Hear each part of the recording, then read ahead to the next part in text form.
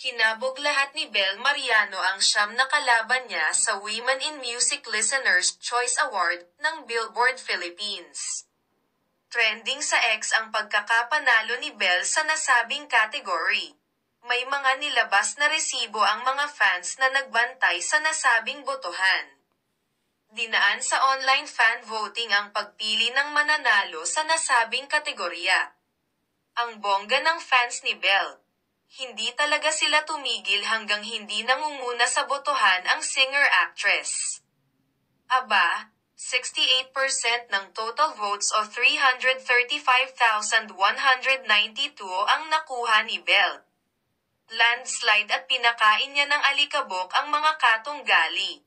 Ilan sa mga tinalo ng ka-love team ni Donnie Pangilinan ay sina Maymay Entrata, Janine Berdin, Denise Julia at iba pa. Nanalo si Bel dahil sa kanta niyang Bugambilya.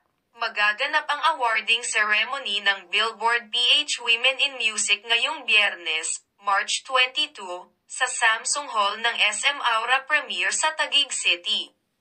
Samantala, tahimik naman sa social media ang fans ni Nadine Lustre, Morissette at KZ Tandingan.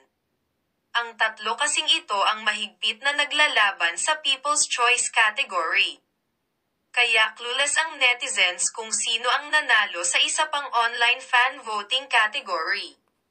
Kasamang tatanggap ng awards ni Bel, sina Sara Geronimo, Woman of the Year, Pilita Corrales, Icon.